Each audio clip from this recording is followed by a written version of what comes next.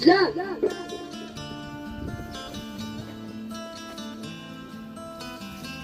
Qaragəl. Hal-hazırda bütün Azərbaycan xalqının ürəyi sizinlə döyünür. Bütün Azərbaycan sizinlə öyünür, sizinlə fəxr edir. Bugün o gündür ki, bütün xalqın sözü, fikri, amalı, məqsədi birdir. Bu döyüş son döyüşdür. Ahan şəhid qanı. Ağlayan şəhid anası.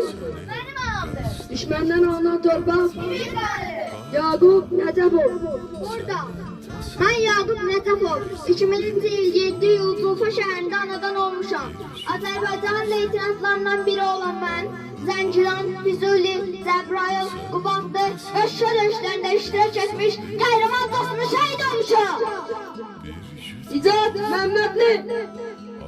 Burada mən 1999-cu il 31 iyulda Zulfa şəhərində anadan olmuşam.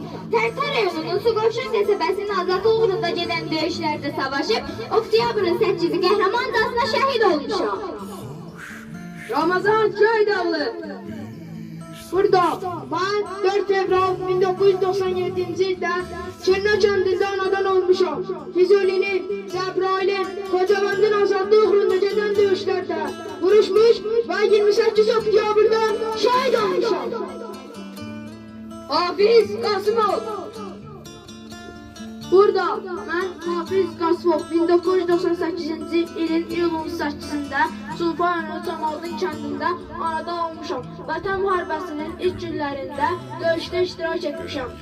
Füzulinin, Cəbrailin istiqamətində 14 oktyabr qəhrəmancasına şəhid olmuşam. Vəli Quliyev. Burada mən Vəli Quliyev 1997-ci il iyulun 20-sində Zulfa rayonunun Qazanız kəndində anadan olmuşam.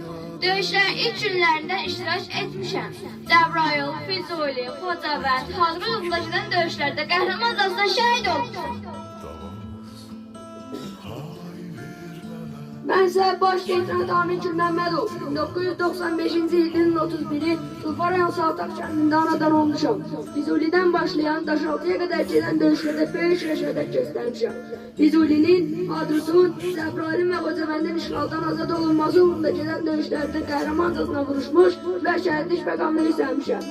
Ali Baş Komandan İlham Əliyevin sərəncamı ilə cəsur döyüşçü, vətən uğrunda İgidliyə və Xocavəndin işğaldan azad olunması dövrü medallarla tədbir olmuşam.